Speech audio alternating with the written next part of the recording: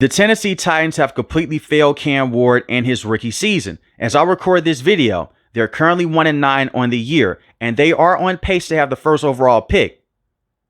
They should not move on from Cam Ward if they end up with the first overall pick. You grow with Cam Ward and you develop him, and hopefully over time, he proves that he can be your franchise quarterback of the future. If the Titans end up with that first overall pick, if I'm the general manager with this organization, if I'm Mike, I'm taking calls about that pick with the New York Jets and the same with the Las Vegas Raiders to see if they want to trade up. You trade back in the NFL draft, you get more draft capital to fully build this roster around Cam Ward and to build up your defense even more in the front seven. Now, if a team doesn't want to bite with the first overall pick, that's fine. You select the best player available. And that best player right now at the college level is not a quarterback. It'll be a defensive pass rusher. And for anyone that is saying, well, Cam Ward, he's a bust this early on in his career. This is the same Tennessee Titans organization. They haven't had a winning season since 2021. In 2022, 7-10. 2023, 6-11. 2024, 3-14. 2025, currently, they're 1-9. So they've had major problems before Cam Ward was selected with the first overall pick last year. And look, I get it. Usually, when you get selected with the first overall pick, you're going into a bad situation, especially if you are a quarterback. Now, we've seen some teams, they trade up with the first overall pick. They have weapons there, but it's the reason why you had the first overall pick. You were the worst team in the NFL last season. And that was the case with the Tennessee Titans here. But at least you wanted to see improvements with this roster compared to last year. And the reason why the Tennessee Titans have been one of the worst teams in the NFL over the last 3 years is because of Amy Adams Strunk. She deserves a lot of blame here. She's the owner of the Tennessee Titans. She fired John Robinson as a general manager a few years back, and I agree with that decision. That's one of the rare things I agree with her doing. And the reason why she did that, she wanted Mike Vrabel and John Robinson to be on the same page. Now, what made this relationship fracture? John Robinson traded A.J. Brown to the Philadelphia Eagles. Mike Vrabel wanted him to stay with the Tennessee Titans. You can go back, you can watch the draft video. When they traded A.J. Brown, Mike Vrabel got up and he was shaking his head. And in the first round, John Robinson, he selected Treylon Burks out of Arkansas. Now, Treylon Burks was not a good player in Tennessee. He was a bust. He couldn't stay healthy. He couldn't catch the football. And he just couldn't run routes at this level. He is now with the Washington Commanders, but he is still a bad player. That was a huge swing and a huge miss with the front office. So she moved on from John Robinson. She kept Mike Vrabel around. She sided with the coach over the general manager. And Mike Vrabel had a lot of good years in Tennessee, especially when they had Derrick Henry, Ryan Tannehill, A.J. Brown. But she brings in a brand new general manager and Rand Carthon. She wanted alignment with the head coach and the general manager. A lot of reports came out that Mike Vrabel was not on the same page as Rand Carthon. She picked Mike Vrabel before. She didn't pick him this time around. So she gets rid of Mike Vrabel. And it's important to bring this up. Rand Carthon did not hire Mike Vrabel. Usually, when you bring in the general manager, you let them hire their head coach. That is the staff that they're willing to work with moving forward. So when Rand Carthon came here, Mike Vrabel was already the head coach. So it's already a weird relationship. You fire Mike Vrabel, Rand Carthon goes out, he brings in Brian Callahan. Terrible decision, by the way. Former offensive coordinator with the Cincinnati Bengals, never called plays in Cincinnati. That was all Zach Taylor. Rand Carthon only stayed here for 2 seasons, 2 years. Usually, owners let general managers stay in that seat for 4 to 5 years. He only got 2 years. He didn't do a terrible job. He didn't really have a chance to go out there and do much with this roster. But she moved on from him. She brings in Mike from Kansas City. We'll see how he fares in this spot. But once again, another tricky situation. He did not hire Brian Callahan as his head coach. He was already here when he came in. So a month ago, she fired Brian Callahan. Now you have Mike. And the interim head coach is Mike McCoy. I look at it from this standpoint. Brian Callahan was so terrible. She should have fired him after last season. You let Mike go out there and you let him bring in his head coach to work with the brand new quarterback that you selected with the first overall pick. That is what smart organizations do. And we're noticing a theme here. Trevor Lawrence, rookie season, they fired Urban Meyer. Bryce Young, rookie season, they fired Frank Reich, his head coach. Jackson Dart this year, rookie season, they fired Brian Callahan. We're seeing this a lot now. Why not just go out there, get rid of the old regime, bring in the new regime with the quarterback? Brian Callahan was in Cam Ward's ear all offseason long, learning his system, working with him, playing the way that he wanted him to play. And now you fired that head coach. And now your interim head coach is Mike McCoy, who has some good years with the Los Angeles Chargers, but it's the reason why he hasn't been a head coach since then. It's just a bad situation all around. It's a lot of dysfunction. And we don't talk about the Tennessee Titans enough in the national media. We always joke about the Cleveland Browns, bad management, bad ownership. The same with the New York Jets. The Titans, they had some years there with Ryan Tannehill, Mike Vrabel, Derrick Henry. Don't get me wrong. But the Tennessee Titans have made a lot of bad decisions up top. And it starts with ownership here. She deserves a lot of blame. We always hear about those bad teams like the Raiders, Browns, Jets, Chicago Bears over the last few years. But the Tennessee Titans, they deserve to be placed in the same conversation, especially right now. I feel bad for Cam Ward. He's the most sacked quarterback in the NFL. They are a top team in drops. You go back to week 1, he played a solid game against the Denver Broncos. If you box score watch here, you'll say 12 of 28. That's terrible. He only had 112 passing yards. But what they won't tell you, and what the numbers won't tell you, there were 5 drops that happened late in the fourth quarter. And those drops could have went for 70 yards in this game. And they lost this matchup 20-12. Now, Cam Ward did have a bad fumble at the end of the game. He did get sacked 6 times. It's his NFL debut. He's going to have some bad moments, but he played well enough to win this matchup. The game management was terrible with Brian Callahan. The defense, they did their job on Bo Nix and the Broncos here. I can't blame the defense. But the offensive line protection was terrible, and they couldn't run the football. The next week against the Los Angeles Rams, he had the one splash play in the red zone. He was 19-33, 175 passing yards, 1 passing touchdown, 0 interceptions, but he got sacked 5 times. Now, the one negative that I will say about Cam Ward in this matchup, he held onto the football for a very long time. Some of those sacks were on Cam Ward, but they all weren't. The next week after that, against the Indianapolis Colts, this was a terrible game all around. He was 23 of 38, 219 passing yards, 1 passing touchdown, 1 interception. Everyone looked bad in this game. Cam had some solid moments, but most of those moments came in the second half.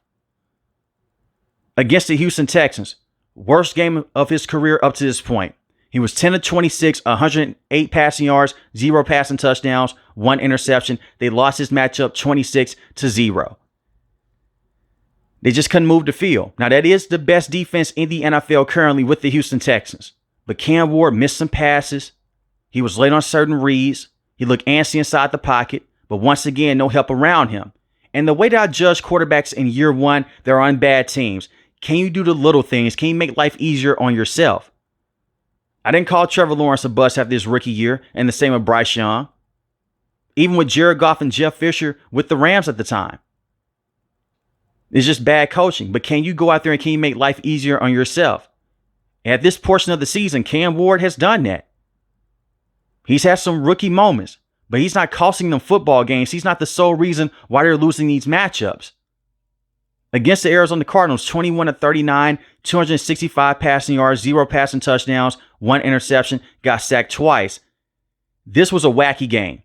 The way that the Tennessee Titans won this matchup, Cam Ward throws an interception. The defender could not come down with the football. The ball bounces out. It goes to the back of the red zone. Here comes Tyler Lockett. It goes for a touchdown. Just a wacky game. And it came down to the game-winning field goal with the kicker.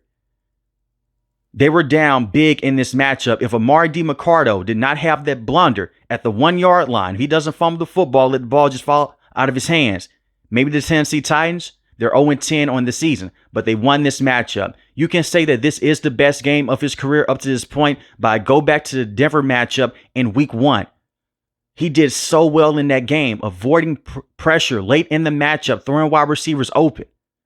Even though the box score is saying otherwise. He did a lot of good things in that matchup against Denver. I think that's the best game of his career up to this point. The Cardinals game, he had very good moments. But what he did against Denver was special. If they won that matchup in week 1, the headline would have been crazy. You have this young quarterback against this tough defense. He comes from behind, an amazing win with the Tennessee Titans. New days are ahead for Tennessee. But unfortunately, that wasn't the case. The Patriots game was bad. The same with the Raiders matchup. They faced the Colts again. That was terrible as well. The Los Angeles Chargers game, that was a bit interesting, but still, again, Cam Ward did not look particularly good. 12 of 21, 145 passing yards, 0 passing touchdowns, 0 interceptions. Against the Houston Texans, they lose this matchup last night, 16-13. He was 24-37, 194 passing yards, 1 passing touchdown, 0 interceptions, a bunch of drops once again. But this is a quarterback that's been sacked 41 times in 10 games. Now, the negatives here with Cam Ward, the turnovers. You have 6 passing touchdowns to 6 interceptions in 10 games. What's important to bring up here, he had 8 games straight this season with a turnover or 2, with a fumble that was lost inside the pocket or an interception, or just both in general. You can't have that. You're hurting your team and you're hurting yourself. And once again, offensive line is terrible. But Cam Ward has to realize, I can't force the situation every single drive. I can't force the issue every single time I'm on the field. Live to see another play. But you see flashes with Cam Ward. What is very unfortunate here with this Tennessee Titans offensive line, they've put a lot of resources in this offensive line. Dan Moore Jr. is a highly paid tackle. I don't agree with the contract. And to his credit, he's looked better this season with Tennessee than he did last year with the Steelers, but he allowed 12 sacks last year. And I know the one common complaint when people critique this move, would you want us to go out there and just bring in a young developmental tackle? Yes, I would, instead of giving him the contract that he has. It hurts you financially over the next couple of years. And when you look at Dan Moore Jr., he is still not one of the best tackles in the NFL. But you brought him in. Peter Skoronski at the left guard position. He's a very good player. I like Peter Skoronski. He's been their best offensive lineman since his rookie season. Cushenberry at the center position. You gave him a lot of money to come over from the Denver Broncos. He had some struggles last year. As soon as he starts to play better, he tears his Achilles. This year, still looks off. Still isn't a consistent center with the Tennessee Titans. You have Kevin Zeidler at the right guard position. He's a veteran. He had the connection with Brian Callahan. And you have J.C. Latham at the right tackle position. He missed time to begin the season this year with a hip injury. But J.C. Latham, there's a lot of upside there with him as well. So him and Peter Skoronski, they are going to be the anchors of this offensive line, hopefully for the next 5 to 10 years. But when you look at it from this standpoint, when you brought in Brian Callahan to be the head coach, he brought his daddy in, Bill Callahan, to be the offensive line coach. And everywhere he's been in the NFL as an offensive line coach, he's done a good job with offensive line production. It just wasn't the case here with the Tennessee Titans. So you still have a bad offensive line. The wide receivers, I know that Calvin Ridley went down a brutal leg injury yesterday against the Houston Texans. He hurt his fibula. He's out for the rest of the season. Let's just be honest about Calvin Ridley here. He's not a number 1 wide receiver anymore. With the Atlanta Falcons, very good wide receiver. The Jacksonville Jaguars had some solid moments. He's not a true number 1. They gave him his money. Hasn't been the same player. He's had a lot of drops. He is still a very good route runner, but the speed isn't the same. And the chemistry is not there with Cam Ward. The hope was when Cam Ward was drafted with the first overall pick, we bring him in. We have this veteran wide receiver in Calvin Ridley. He can help him out in tough situations. That wasn't the case this year. And they may move on from him after this season. I know that the cap hit is crazy, but look at the NFL currently. They will move off of some of these players if the production is not there. Alec A.O. Manor, there's some upside there with him, but only 334 receiving yards on the season, 2 receiving touchdowns. He's not a number 1. He's not a number 2 right now. Chime DK, he's more so of a number 4 wide receiver. And Van Jefferson, he's bounced around the NFL. He's more so of a number 4, number 5 wide receiver. So you need to bring in a consistent number 1 to help out Cam Ward. Hell, just a very good number 2 will help out Cam Ward right now. In all honesty, they had Tyler Lockett on this roster. inside the slot position. And Tyler Lockett has not been the same player over the last 3 years. That's why Seattle, they moved on from him. At the tight end position, your leading receiver is Chig Okonkwo, which is crazy to think about. And I like Chig Okonkwo a lot, but he's not one of the better receiving tight ends in the NFL in terms of being top 5 and top 10 in that regard. Not a bad player, but he's not that dynamic game changer like a Brock Bowers or a Travis Kelce or a Trey McBride with the Arizona Cardinals. I'm not trying to come out and disrespect him. He's had some good moments in Tennessee, but he's not that ultimate game changer. And the reason why I bring up that conversation is to just put a flashlight on the situation that Cam Ward was placed into. It's just bad all around. Interim head coach, your head coach got fired. Not only was Brian Callahan the head coach in Tennessee, he was the main offensive play caller. It reminds me so much of what Caleb Williams went through last year. You could put him in that conversation with those rookie quarterbacks and their coaches got fired in their rookie season. But at least Caleb Williams had talent on the field last year. Cam Ward has little to none. Tony Pollard is a solid running back, and the same with Tajay Spears, but they can only do so much behind a bad offensive line. They're dead last in rushing offense, and they're 30th in passing offense.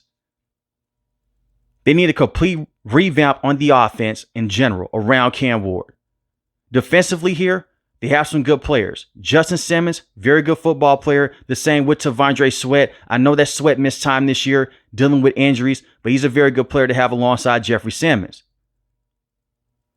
In the secondary, L'Jarius Sneed, he's on IR. He missed time last year because of injuries. He hasn't been a good player. So they traded that second round pick to bring him in. L'Jarius Sneed has been a complete bust with the Tennessee Titans. Was a very good player with Kansas City. But you traded a draft pick to bring him in, and you gave him a contract extension on top of that. Hasn't been a good player. And I think that sooner than later it's time to move on. So the guys you brought in to be leaders with this team, they haven't shown up on the field. Maybe in the locker room, they're very impactful players, but from being on the field and that standpoint, they don't look good. And I'm talking about L'Jarius Sneed here, and the same with Calvin Ridley and even Cushenberry. You were hoping more, and you were expecting more out of those players. I think Cam Ward will be fine. You just have to put the right pieces around him at the offensive line and at the wide receiving position.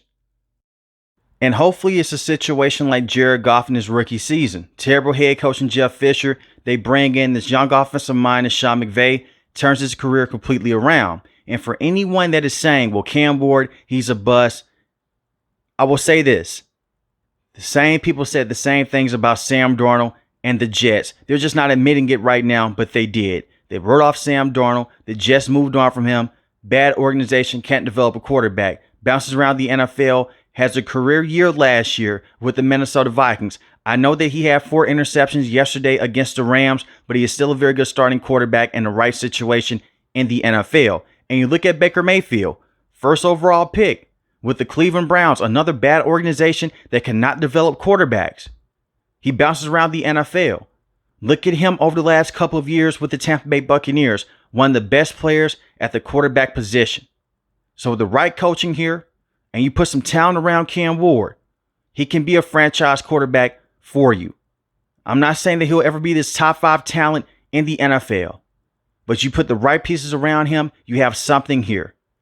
But let me know in the comment section below, how do you feel about the future of the Tennessee Titans with Cam Ward? If you're new to the channel, hit the subscribe button. If you like the video, hit the like button. Most importantly, I want each and every last one of you guys to stay safe, stay positive. Thanks for the video, guys. God bless.